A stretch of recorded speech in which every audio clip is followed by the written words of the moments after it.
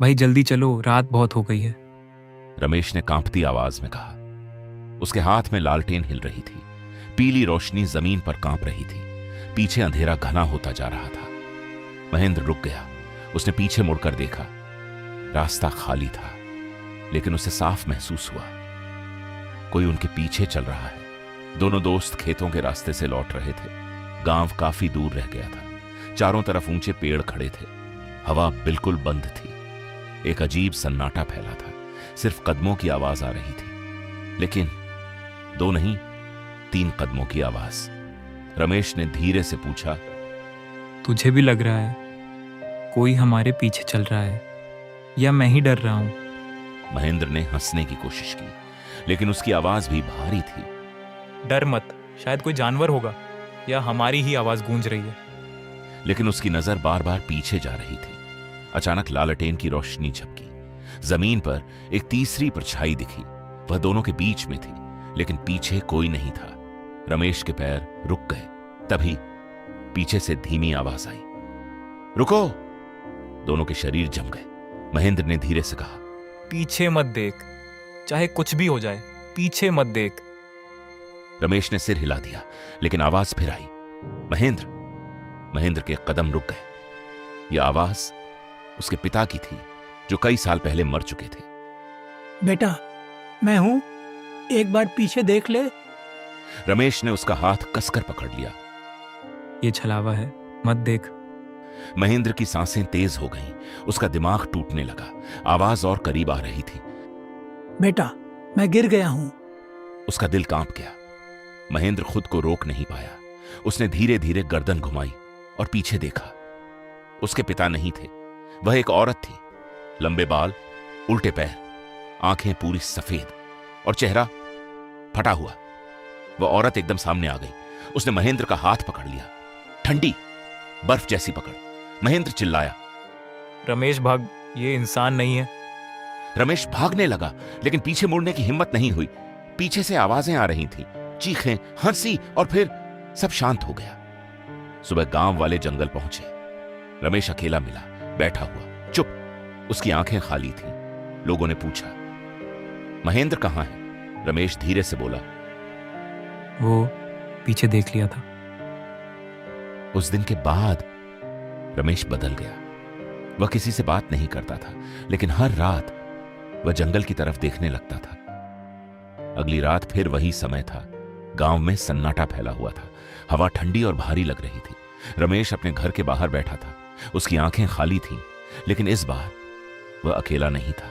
दूर जंगल की तरफ से आवाज आई, रमेश। धीमी लेकिन साफ। रमेश का शरीर कांप गया, लेकिन इस बार वह डरा नहीं। उसने धीरे से सिर उठाया। आवाज फिर आई, तू भी आजा। रमेश खड़ा हो गया।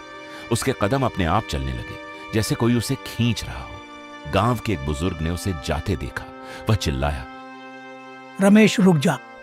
रात में उस रास्ते पर मत जा, वो छलावा है। लेकिन रमेश ने नहीं सुना। वह बस चलता रहा, सीधे जंगल की तरफ।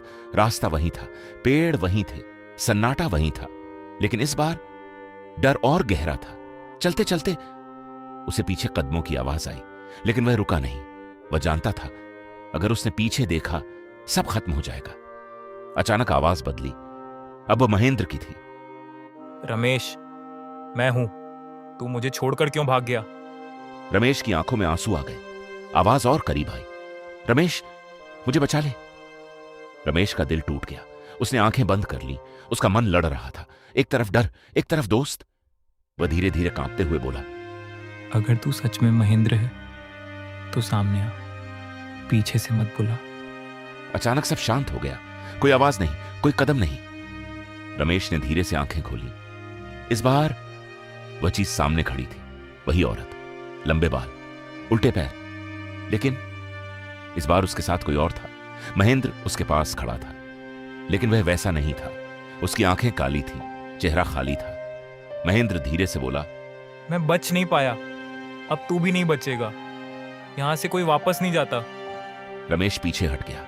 वह औरत हंसने लगी, सूखी, डरावनी हंसी। पेड़ हिलने लगे, जमीन कांपने लगी। औरत ने कहा, अगर बचना है तो किसी और को बुला, वरना तू भी यहीं रहेगा। रमेश का दिमाग घूम गया। उसने चारों तरफ देखा, सिर्फ अंधेरा, सिर्फ डर, सिर्फ मौत। उसने धीरे से सिर झुका लिया। रमेश ने धीरे से कहा, मैं किसी को नहीं बुलाऊंगा। एक पल के लिए सन्नाटा छा गया।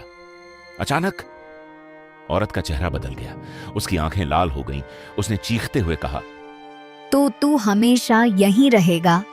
उस दिन के बाद हर रात जंगल से 2 आवाजें आती हैं, रुको, पीछे देखो।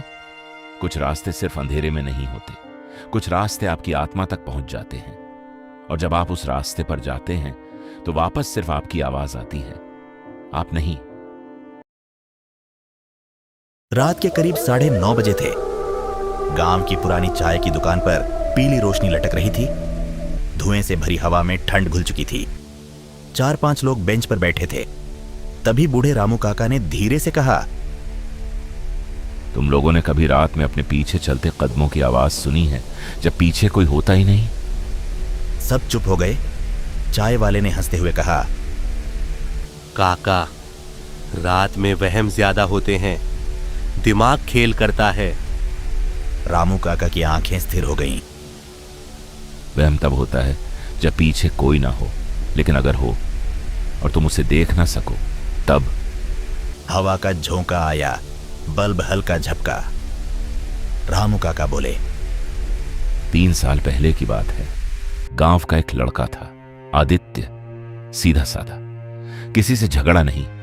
उस रात वो अपने दोस्त के घर से देर से लौट रहा था। रात 10:30, गली खाली, स्ट्रीट लाइट आधी बुझी हुई, हवा में अजीब ठंड, जैसे मौसम से ज्यादा। आदित्य चलते चलते अचानक रुका। उसे लगा कोई पीछे चल रहा है, धीमे, ठीक उसकी चाल के साथ। वो रुका, आवाज भी रुकी। उसने खुद से कहा, बस मेरा वहम है, गली खाली है, कोई नहीं है। वो फिर चला, फिर वही कदम, टप टप, तीसरा कदम। उसने धीरे से पीछे देखा। गली बिल्कुल खाली, सिर्फ पीली लाइट और लंबी परछाई। लेकिन परछाई अजीब थी। वो उसकी चाल से आधा सेकंड पीछे चल रही थी, जैसे उसे पकड़ने की कोशिश कर रही हो। आदित्य का गला सूख गया। अचानक उसे दादी की बात याद आई, अगर रात में कोई पीछे से नाम ले तो मत मुड़ना। जैसे ही उसने ये सोचा, आवाज आई, आदित्य। धीमी, खिंची हुई, जैसे किसी ने लंबे समय बाद बोलना सीखा हो। उसे अपनी गर्दन पर ठंडी सांस महसूस हुई, इतनी ठंडी कि उसकी त्वचा सुन्न हो गई। वो कांपते हुए बोला, कौन है? सामने आओ, छुपकर आवाज मत दो। कोई जवाब नहीं, लेकिन कदम अब और पास थे, जैसे कोई उसकी एड़ी के ठीक पीछे चल रहा हो। उसने नीचे देखा।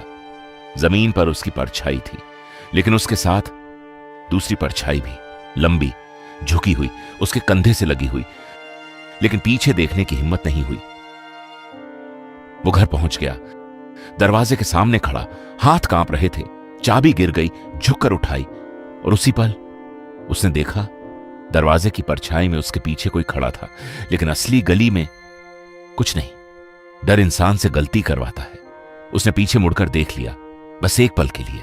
उसके पीछे कोई चेहरा नहीं था, सिर्फ काला खालीपन और 2 सफेद आंखें, इतनी पास कि वो उसकी सांस सुन सकता था। सुबह दरवाजा खुला मिला। आदित्य नहीं था।